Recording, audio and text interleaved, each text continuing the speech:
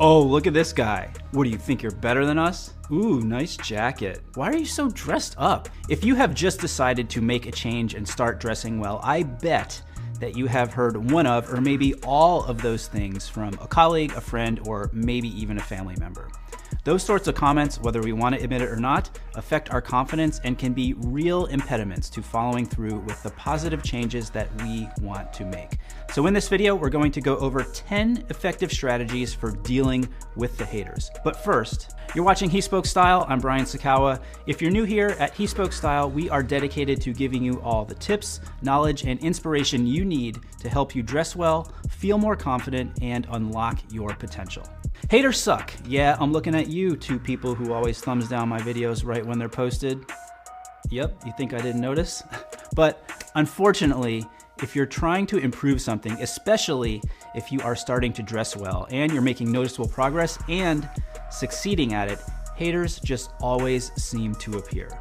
They're the armchair critics, they're the naysayers. They're gonna try to discourage you, but what you need to do is to stay focused, stay motivated, and ignore the boos, because those are coming from the cheap seats. However, it's not always easy, and I know.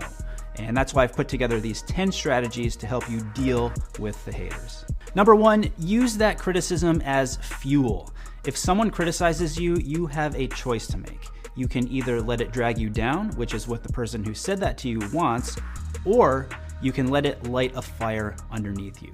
But what you need to remember is that when someone puts you down, it says more about them than it does about you. In fact, it reveals who they are, their insecurities, and honestly, that they feel threatened by you. And if that's the case, you're onto something. Recognize that and let it fuel you. Number two, take it as a compliment. I know you kind of have to do a little mental jujitsu to kind of process a put down as a compliment, but think of it this way. If you are inspiring criticism and envy, you are on the right path and you will be successful. They don't want you to dress well because they don't, and they know that you are on your way to making them look bad. Number three, try hitting back. Now, in this situation, you've kind of got to know the room and the people you are talking with. If they're colleagues or friends you've known for a long time and have a history with, and you are someone who is good at really kind of thinking on your feet, this is a great opportunity to throw it back at them. Maybe give them a little dig of your own. It shows that you have some humility, you're not taking yourself too seriously, and really kind of changes the conversation. And the irony is that if you use this strategy effectively and you're not defensive, the person who lobbed that initial insult at you will probably have more respect for you for standing up to them. I know it's messed up, but that's how some people are. Number four is to kill them with kindness. Now, this is a proven strategy that works all the time and really makes the person who is insulting you feel like a total jackass.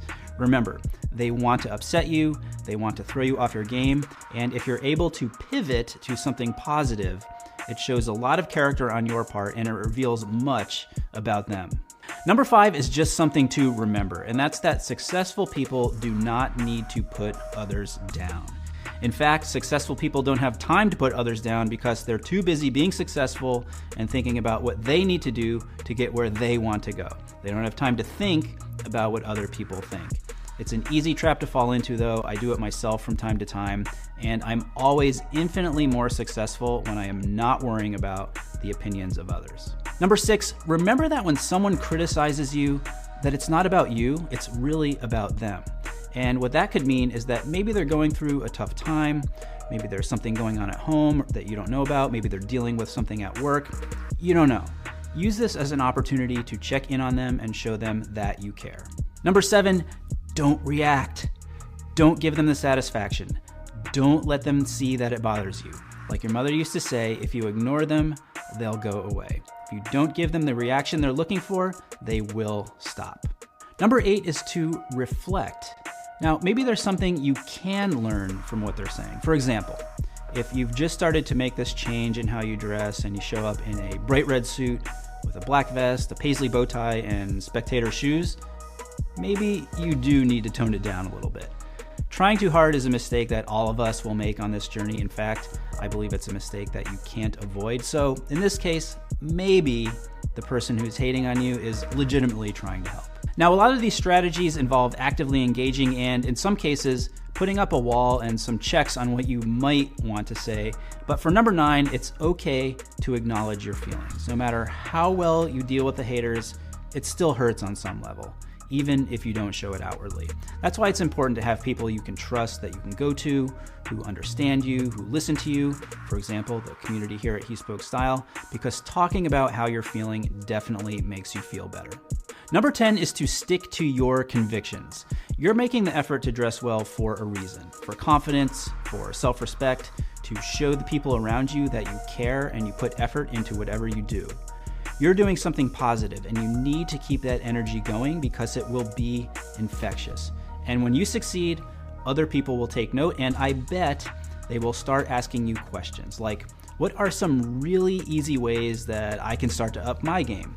Now, you already know, and it's simple. You don't need a lot, you just need a few great basics and know how to put them together.